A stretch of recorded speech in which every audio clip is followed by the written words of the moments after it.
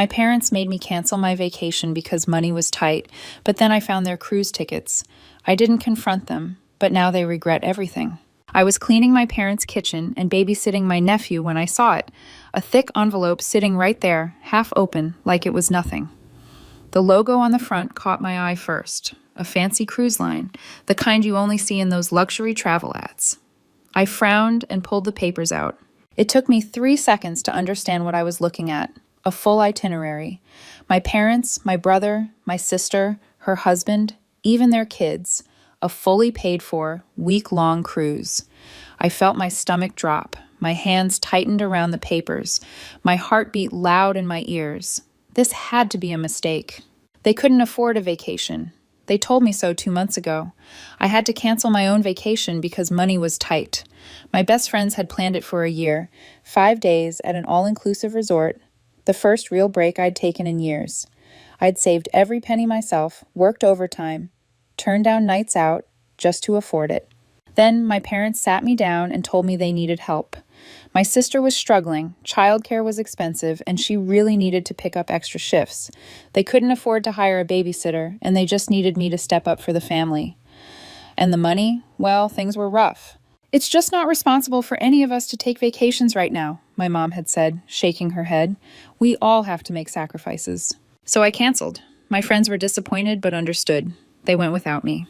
Now, standing in my parents' kitchen, holding proof that they had lied to my face, I felt something inside me snap. They hadn't just gone on vacation. They had gone without even telling me. No one had mentioned it, not once. My brother had texted me that morning about borrowing money to fix his car. My sister had asked if I was free for babysitting next weekend. My mom had called just yesterday to chat about nothing. And yet, they were all leaving in 2 days for a cruise scheduled for the exact time of year I could never take off work. I stared at the dates on the paper. This wasn't a coincidence. They hadn't just forgotten to invite me.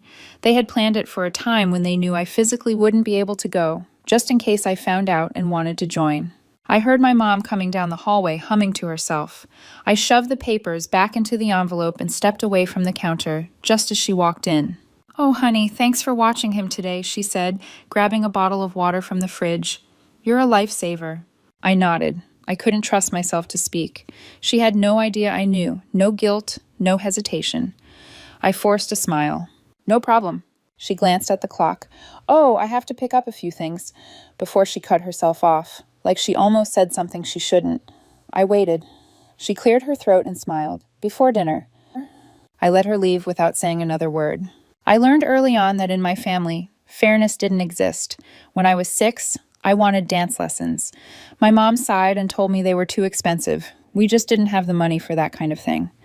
I understood. I was a kid, but I wasn't selfish. I dropped it. A month later, my sister got horseback riding lessons. Not just a one-time thing either. Weekly private sessions. My parents called it an investment because it was her passion. They never saw the problem. It was like that my whole life. My siblings got what they wanted. I got excuses. When I was 12, I wanted a new bike. My brother got one for his birthday, a shiny blue mountain bike with thick tires. When I asked for one too, my dad gave me my brother's old one. The seat was torn, the handlebars wobbled, and the brakes barely worked. "But it's still good," he said. "You don't want us to waste money, do you?" When I was 15, my class was planning a trip to Washington, D.C. I wanted to go so badly. I saved up from babysitting, doing odd jobs, even skipping lunch at school so I could put away a little extra. I always eat. A week before the deposit was due, my mom sat me down. "Honey, we just can't afford it right now," she said. "It's a lot of money. Maybe next year." I nodded, swallowing my disappointment. I knew how things worked by then. A month later, my brother went on a ski trip with his friends. My parents paid for the whole thing. I asked about it once, just once. Mom gave me a tired smile. "Sweetheart, it's different. He really needed this. It's important for his social life." Right, because mine wasn't. I stopped asking after that. By the time I was in college, I understood my role in the family. I was the responsible one, the independent one, the one who didn't need help. My sister and brother got handouts. I got lectures on hard work. My sister's wedding? My parents paid for the whole thing. Venue, catering, dress, everything. When I graduated, they gave me a congratulations card. No money, no support, just words. My brother struggled in his 20s. He racked up credit card debt, lost jobs, made bad financial decisions. My parents bailed him out every time. "You're doing fine on your own," my dad told me once when I asked why they never helped me the way they helped him. "You don't need us the way he does." I did need them. I just never had the luxury of showing it. By the time I started working full-time, my parents started relying on me for favors. Babysitting, helping out with bills, always giving, never getting. And the vacations? That was the final straw. It had happened before, more than once. Plans would be made, trips discussed, ideas thrown around until it came time to actually book. Then suddenly something would happen. Money would get tight, someone would need help. My sister's kids had school, or my brother had work, or my parents had too many expenses that month, so we'd cancel. Or at least that's what I thought. Now, looking at those cruise tickets, I realized the truth. They weren't canceling vacations. They were canceling my vacations. Every time a trip included me, it would magically fall apart, but when it was just them, money was never an issue. I thought about all the times I'd sacrificed for them, the trips I'd missed, the friends I'd let down, the years of putting them first. And I thought about how they had gone behind my back, how they hadn't even told me, how they had planned it so I couldn't possibly join. Just in case I found out, I wasn't even worth an excuse this time. That was when something in me changed. I didn't say anything, I didn't confront them, I didn't make a scene, I just stopped. The first test came 2 days later. My sister called me in a panic. "Hey, can you watch the kids this weekend? Something came up at work and I really need the shift." I usually would have said yes, always did. I would have rearranged my plans, given up my free time, dropped everything to make her life easier. Instead, I said, "I can't." Silence. "What?" "I can't," I repeated. "I'm busy." I could hear the confusion in her voice. "But you never have plans on weekends." That stung more than I expected. She wasn't even trying to be rude. She just meant that I was always available. "Not anymore. Sorry," I said and hung up. The text started an hour later. "Mom, your sister said you won't babysit. Are you okay?" Me. "Just busy." "Mom, busy with what?" I didn't respond. I let her sit with that uncertainty. The next day, my brother called. "Hey, random favor. Could you spot me like $100? Just until payday." I almost laughed. This was the same brother who had just come back from a vacation I wasn't invited to. The same brother my parents bailed out constantly while telling me I was fine on my own. "Sorry," I said. "Money's tight." Silence. "Oh, really?" He sounded caught off guard. I don't think I'd ever turned him down before. "Yeah," I said. "We all have to make sacrifices, right?" I could hear the confusion in his voice. He mumbled something about figuring it out and hung up. It didn't take long for them to realize something was wrong. Mom called me that night, her voice overly sweet. "Hey, honey, is everything okay? You've been a little distant." I leaned back against my couch and stared at the ceiling. "I'm fine, just focusing on work." "Oh, good, good," she paused. "You know, we missed you this past week." I nearly choked. They missed me? The people who had gone out of their way to make sure I couldn't be there? "That's funny," I said. "I didn't even know you were gone." Silence. I let it sit between us, heavy and sharp. She had no idea I knew. "Anyway," I said, my voice light, casual. "Hope you had fun." I hung up before she could say anything else. The cracks started forming fast. My sister struggled without me. She had to start paying for a sitter, and suddenly her extra shifts weren't worth the cost. My brother had to figure out his own finances. Turns out when you burn through money expecting someone else to catch you, reality hits hard when that person stops catching you. My parents, they weren't used to me being distant. Not answering every call, not showing up when they needed something. I didn't fight with them. I didn't call them out. I just wasn't there, and they felt it. I knew the exact moment it shifted from confusion to panic. Mom showed up at my apartment unannounced. She never did that. I opened the door and saw her standing there, holding a bag of homemade food like a peace offering. "Thought I'd bring you dinner," she said, smiling too wide. I let her in, but I didn't fill the silence like I used to. I let her fidget, looking around my apartment like she was trying to find proof that something was wrong with me. Finally, she sighed. "Hey, just tell me what's going on." I blinked. "Nothing's going on." "Jess." She set the bag on the counter. "You've been different. You're not answering calls. You're avoiding your family." "I'm not avoiding anyone," I said simply. "I've just been busy." Her lips pressed together. "Are you mad at me?" I met her gaze, holding it, letting the silence stretch. I wanted her to sit in it. "Why would I be mad?" I asked finally. Because I had to cancel my trip while you all went on a cruise without me? The color drained from her face. I had never seen her look guilty before. She opened her mouth, then closed it. Jess, it wasn't like that. Oh? I tilted my head. Then what was it like? She floundered. We didn't think you'd want to go, and you're always so busy with work. We thought... That's interesting, I said, voice even, because you didn't even ask. She swallowed hard. Honey, it wasn't personal. It always is, I said. Her mouth opened, but no words came out. I let her sit in it, and then, for the first time in my life, I didn't let her off the hook. I let her sit there, shifting uncomfortably, looking for a way to twist the conversation back in her favor. For once, I didn't let her. She had nothing to say that would change what happened. No excuse that would make it better. I watched as she cycled through her usual tricks, fake concern, guilt, downplaying the situation. None of them landed. I wasn't playing the game anymore. After a few seconds of silence, she forced out a laugh. Oh, Jess, don't be so dramatic. It was just a trip. I smiled, not the kind she was expecting. You're right, I said. And now it's just me being busy. Just me choosing to put my own life first. Nothing personal. Her jaw tensed. She wasn't used to being on this side of the conversation. She tried to keep the mood light as she left, but I could feel the tension in her voice, the uncertainty. She couldn't figure out what was happening. I wasn't arguing. I wasn't making a scene. I was just done. She must have called my father on the way home, because the next day he showed up at my job. I saw him through the glass doors of my office building, standing outside with his hands in his pockets, waiting. Typical. He'd never respected my boundaries, so why would he start now? I walked outside but didn't stop, just kept moving toward my car. Jess, he called, hurrying after me. Come on, don't be like this. I unlocked my door. Be like what? You're being unreasonable. Your mother is worried sick. I almost laughed. Worried about what? That I'd finally caught on?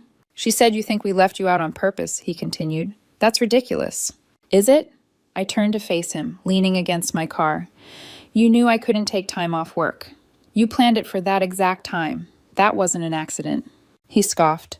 So what? We were supposed to schedule our whole lives around you? No, just not lie to me. That shut him up for a second. He exhaled through his nose, shaking his head. Look, we didn't tell you because we knew you'd overreact. I smiled. Right. So the solution was to prove me right? He shifted his stance, crossing his arms. You're making this a bigger deal than it is. You've always been so independent. We figured you wouldn't care about something like this. That part stung. Not because it was true, but because it was what they had always told themselves to justify what they did. I had never been independent by choice. I had been forced to be.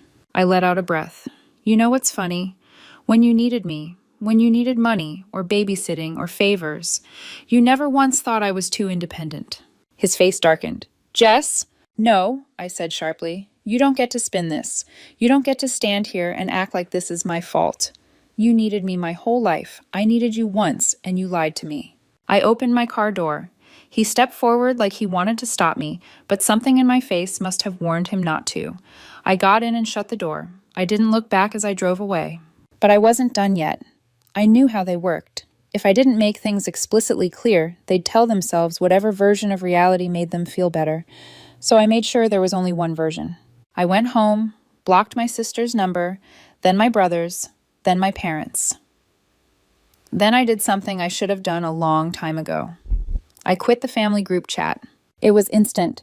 Less than a minute later, my mom was calling my work phone. I ignored it. Then an email popped up. Subject: What are you doing? Body: Jess, this is childish. I don't know what you think you're accomplishing, but we are still your family. Call me back. I deleted it. They weren't my family. Not anymore. They had made that choice a long time ago. I was just finally making mine. I really didn't expect how quickly things would fall apart without me. At first, they tried to act like nothing had changed. Maybe they thought I just needed some time to cool off, that I'd come back like I always did, that I'd eventually feel guilty enough to pick up the phone, answer a text, step back into the role I had played for years. But this time, I didn't. And without me, everything started breaking down. It happened gradually at first. Little things. My sister, unable to find a babysitter, started missing shifts at work. A couple of missed shifts turned into warnings. Warnings turned into fewer scheduled hours. Since she was making half of what she used to, My brother, whose finances had always been a disaster, ran out of people to ask for help. The money I had loaned him in the past had never been repaid, and now that I wasn't around, he had no safety net. He had always assumed our parents would bail him out if I wasn't there, but they were drowning too. Because the thing is, they had always depended on me more than they realized. I had never outright given them money, but I had covered bills when they came up short, chipped in for groceries, paid for things here and there just to help out. I had taken care of problems before they even became problems, patching up the holes in a sinking ship. And now that I was gone, the whole thing was sinking fast. A week after I cut them off, my mom called my work phone. I let it go to voicemail. The message was eerily calm. Jess, sweetheart, I know you're upset, but things are really difficult right now. Your sister is struggling. Your brother is having a hard time. We just need a little help getting through this rough patch. Call me back, okay? I didn't call back. The next day, another voicemail. This time she sounded more strained. Jess, I don't understand what you're trying to prove. We're family. You're making things harder than they need to be. I know you don't want to see us suffer, so I ignored it. Then the real panic started. A call from an unknown number, then another, and another. I finally answered, already exhausted. Hello? A sharp breath, then my sister's voice. Are you seriously going to let Mom and Dad lose the house? I blinked. What? They're behind on their mortgage, she snapped. They were covering for me and Brandon when we needed help, and now they're screwed. They're literally weeks away from losing everything, Jess. Something inside me froze. This was bigger than I had realized. I had known they were struggling, but this?